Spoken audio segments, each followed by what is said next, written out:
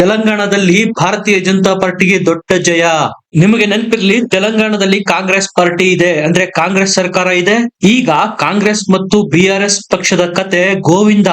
ಈಗ ತೆಲಂಗಾಣದಲ್ಲಿ ಆಳ್ವಿಕೆಯಲ್ಲಿರ್ತಕ್ಕಂತ ಕಾಂಗ್ರೆಸ್ ಪಕ್ಷ ಮತ್ತೆ ಈ ಹಿಂದೆ ಇದ್ದಂತಹ BRS ಪಕ್ಷ ಎರಡಕ್ಕೂ ಹೀನಾಯ ಸೋಲಾಗಿರೋದು.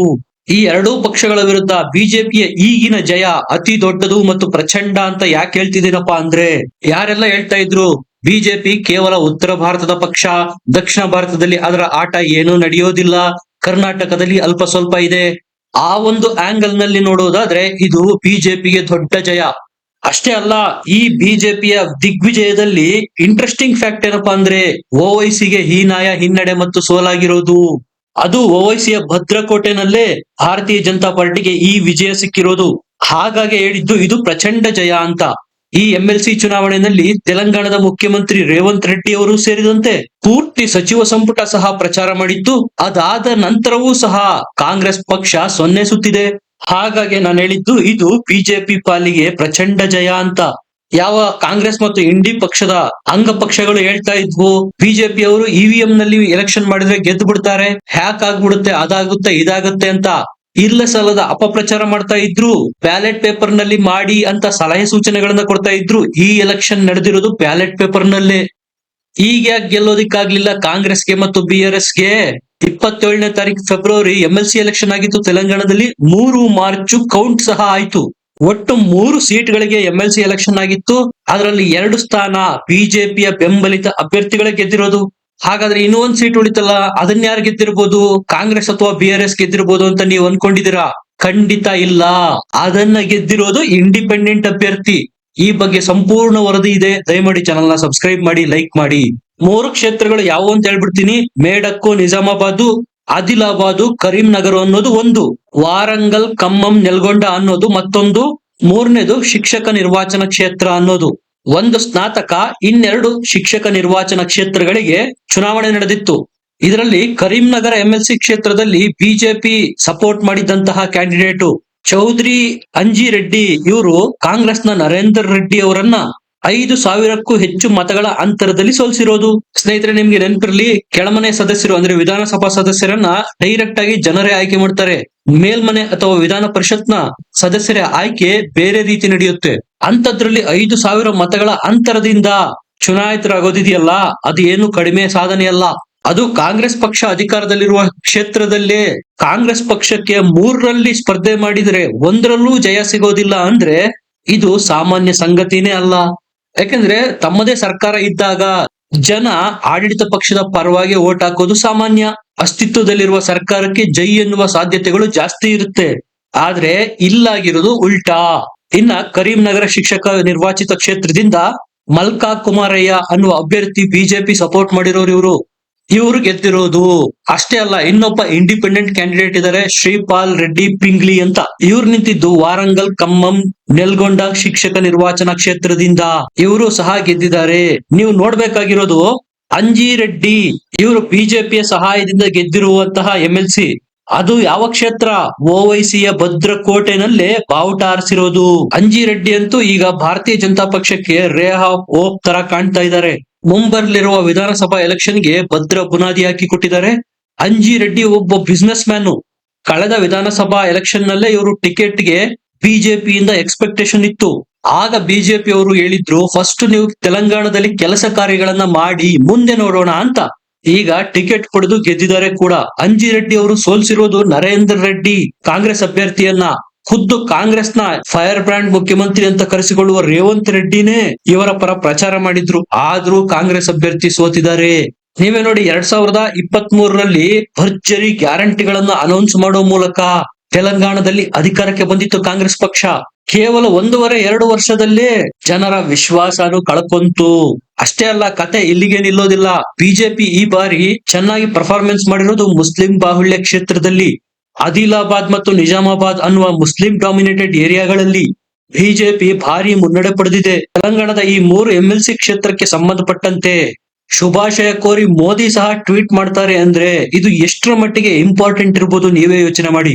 ಯಾಕಂದ್ರೆ ಉತ್ತರ ಭಾರತದಲ್ಲಿ ಈಗಾಗಲೇ ಬಿಜೆಪಿ ಸ್ಯಾಚುರೇಟೆಡ್ ಪೊಸಿಷನ್ ನಲ್ಲಿದೆ. ಅಲ್ಲಿ ತನ್ನ ನೆಲೆಯನ್ನು ವಿಸ್ತರಿಸಿಕೊಳ್ಳೋದಕ್ಕೆ ಸಾಧ್ಯ ಇಲ್ಲ. ಆದ್ರೆ ವ್ಯಾಕ್ಯೂಮ್ ಇರೋದೆಲ್ಲಿ ದಕ್ಷಿಣ ಭಾರತದಲ್ಲಿ. ಹಾಗಾಗಿ ಮೋದಿ ಅವರು ಟ್ವೀಟ್ ಮಾಡಿರೋದು, ಕಾಂಗ್ರೆಸ್ ಪಕ್ಷಕ್ಕೆ ರಂಜಾನ್ಗೆ ಗಿಫ್ಟ್ ಕೊಟ್ಟಂತಾಗಿದೆ, ಇದು ಶೂನ್ಯ ಸಾಧನೆ. ಇದೇನಿದು, ಒಂದು ಸಣ್ಣ MLC ಎಲೆಕ್ಷನ್ ನ ನೀವು ಇಷ್ಟು ದೊಡ್ಡದಾಗಿ ತೋರಿಸ್ತೀರಾ ಅಂತ ನೀವು ಕೇಳ್ಬೋದು. ಇದೇ ರೀತಿಯ ಚುನಾವಣೆ ಯಾವುದೋ ಒಂದು ಉತ್ತರ ಭಾರತದಲ್ಲಿ ನಡೆದು ಬಿಜೆಪಿ ಜಯಗಳಿಸಿದ್ರೆ ಅಷ್ಟು ದೊಡ್ಡದಾಗ್ತಾ ಇರ್ಲಿಲ್ಲ. ಯಾರೆಲ್ಲ ಹೇಳ್ತಾರೆ ದಕ್ಷಿಣ ಭಾರತದಲ್ಲಿ ಬಿಜೆಪಿಗೆ ನೆಲೆನೇ ಇಲ್ಲ, ಇಲ್ಲಿ ಕೇವಲ ಸ್ಥಳೀಯ ಪಕ್ಷಗಳದ್ದೇ ಕಾರುಬಾರು, ಅಂತಹ ದಕ್ಷಿಣ ಭಾರತದಲ್ಲೇ, ಅದರಲ್ಲೂ ಓವೈಸಿಯ ಭದ್ರಕೋಟೆಯಲ್ಲೇ ಬಿಜೆಪಿ ಗೆದ್ದಿರೋದು, ಅಲ್ಲಿ 5,000ಕ್ಕೂ ಹೆಚ್ಚು ಮತಗಳ ಅಂತರದಿಂದ ಗೆಲ್ಲೋದು, ಇದು ಇಂಪಾರ್ಟೆಂಟ್. ಇಲ್ಲಿ ಕಾಂಗ್ರೆಸ್ ಜಾದೂನು ನಡೀಲಿಲ್ಲ, BRS ನ ಜಾದೂನು ನಡೀಲಿಲ್ಲ. ಇಲ್ಲಿ ಕಾಂಗ್ರೆಸ್ಗೆ ದೊಡ್ಡ ಪಾಠ ಇದೆ. ರಾಹುಲ್ ಗಾಂಧಿ ಅವರೇನು ಕೆಂಪು ಪುಸ್ತಕ ಹಿಡ್ಕೊಂಡು ಸಂವಿಧಾನ ಬಚಾವೋ, ಡೆಮಾಕ್ರಸಿ ಬಚಾವೋ ಅಂತ ಹೋರಾಟ ಮಾಡ್ತಾರೆ. ಬ್ಯಾಲೆಟ್ ಪೇಪರ್ ತಗೊಂಡ್ಬನ್ನಿ, EVM ಬೇಡ ಅಂತಾರಲ್ಲ, ಈ ಎಲೆಕ್ಷನ್ ಆಗಿದ್ದು ಬ್ಯಾಲೆಟ್ ಪೇಪರ್ ನಲ್ಲೇ. ಇಲ್ಲಿ ಏನ್ ಕಡಿದು ಕಟ್ಟೆ ಆಗ್ತು ಕಾಂಗ್ರೆಸ್ಸು. ಹರಿಯಾಣದಿಂದ ಹಿಡಿದು ಮಹಾರಾಷ್ಟ್ರ, ಇತ್ತೀಚಿನ ದಿಲ್ಲಿಯವರೆಗೂ ಪ್ರತಿ ವಿಧಾನಸಭಾ ಎಲೆಕ್ಷನ್ ನ ಬಿಜೆಪಿ ಗೆಲ್ತಾನೆ ಬಂದಿದೆ. ಮೊನ್ನೆ ಗುಜರಾತ್ ನಲ್ಲಿ ನಡೆದ ಸ್ಥಳೀಯ ಸಂಸ್ಥೆಗಳ ಚುನಾವಣೆಯಲ್ಲೂ ಸಹ ಭಾರೀ ಸಂಖ್ಯೆಯಲ್ಲಿ ಗೆದ್ದಿದೆ.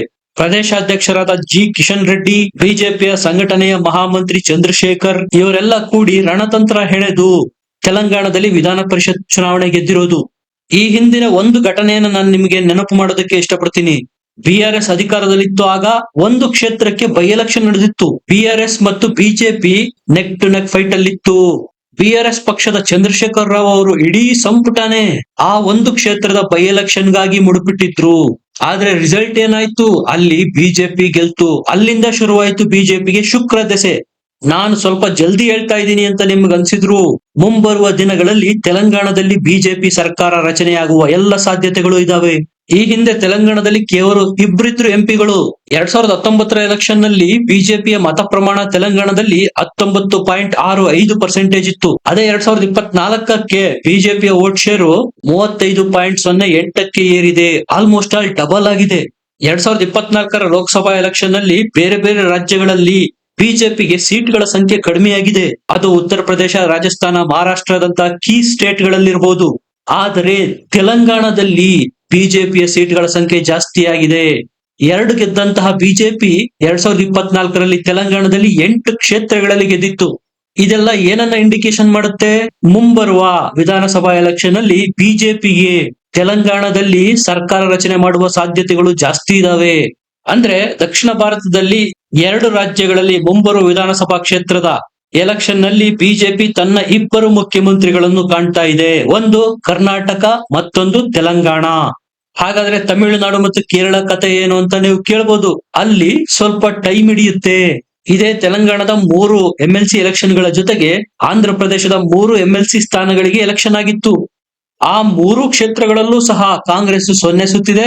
ಗೆದ್ದಿರೋದು NDA ಕ್ಯಾಂಡಿಡೇಟ್ಸ್. 2024ರಲ್ಲಿ ಮೋದಿಗೆ ಸ್ವಲ್ಪ ಹಿನ್ನಡೆಯಾಗಿತ್ತು. ಆಗ್ಲೇ ಜನ ಎಚ್ಚೆತ್ತುಕೊಂಡಿದ್ರು, ನಾವು ಇನ್ನು ಹೊರಗೆ ಬಂದು ಮತ ಹಾಕದೆ ಹೋದರೆ ಹೇಗಿದ್ರು ಮೋದಿ ಗೆಲ್ತಾರೆ ಬಿಡು ಅನ್ನುವ ಓವರ್ ಕಾನ್ಫಿಡೆನ್ಸ್ ನಲ್ಲಿ ಇದ್ರೆ ಏನೆಲ್ಲ ಅನಾಹುತಗಳಾಗುತ್ತೆ ಅನ್ನೋದಕ್ಕೆ ಕಾಂಗ್ರೆಸ್ನ ಸೀಟ್ಗಳ ಸಂಖ್ಯೆ 99ಕ್ಕೇರಿದ್ದೇ ಸಾಕ್ಷಿ. 99 ಸೀಟ್ ಗೆದ್ದ ಕಾಂಗ್ರೆಸ್ ಲೋಕಸಭೆಯಲ್ಲಿ ಮಾಡಿದ ಡ್ರಾಮಾಗಳು 1-2 ಇದೆಲ್ಲ ನೋಡಿದ ಜನರಿಗೂ ಸಹ ತಾವು ಏನು ತಪ್ಪು ಮಾಡಿದ್ವಿ ಅನ್ನುವ ಸ್ಪಷ್ಟ ಅರಿವಾಗಿ ಹೋಗಿತ್ತು. ಹಾಗಾಗಿ ಹರಿಯಾಣದಲ್ಲಿ ಬಿಜೆಪಿನ ಮತ್ತೆ ಗೆಲ್ಸಿದ್ರು. ಅದರ ನಂತರ ನಡೆದ ಮಹಾರಾಷ್ಟ್ರದಲ್ಲೂ ದಿಗ್ವಿಜಯ ಸಿಕ್ತು. ಆಮ್ ಆದ್ಮಿಯಂತಹ ಬೇರು ಮಟ್ಟದ ಪಾರ್ಟಿಯನ್ನ ದಿಲ್ಲಿನಲ್ಲಿ ಸೋಲಿಸಿ ಮತ್ತೊಂದು ರಾಜ್ಯದಲ್ಲಿ ಬಿಜೆಪಿ ಅಧಿಕಾರ ಹಿಡಿಯಿತು. 99 ಸೀಟ್ ಗೆದ್ದು ಮೋದಿಯ ಆತ್ಮವಿಶ್ವಾಸನ ಛಿದ್ರ ಮಾಡಿದೆ ಅಂತ ಹೇಳಿಕೊಂಡು ಓಡಾಡ್ತಾ ಇದ್ದ ರಾಹುಲ್ ಗಾಂಧಿ ಅವರ ಆತ್ಮವಿಶ್ವಾಸನ ಹರಿಯಾಣ, ಮಹಾರಾಷ್ಟ್ರ ಮತ್ತು ದಿಲ್ಲಿಯ ಜನ ಛಿದ್ರ ಮಾಡಿದ್ರು. ಸ್ನೇಹಿತರೆ, ಇದ್ರ ಬಗ್ಗೆ ನಿಮಗೇನನ್ಸುತ್ತೆ ಕಮೆಂಟ್ ಮಾಡಿ, ಲೈಕ್ ಮಾಡಿ, ಚಾನೆಲ್ ನ ಸಬ್ಸ್ಕ್ರೈಬ್ ಮಾಡಿ. ಮತ್ತೆ ಸಿಗೋಣ. ನಮಸ್ಕಾರ.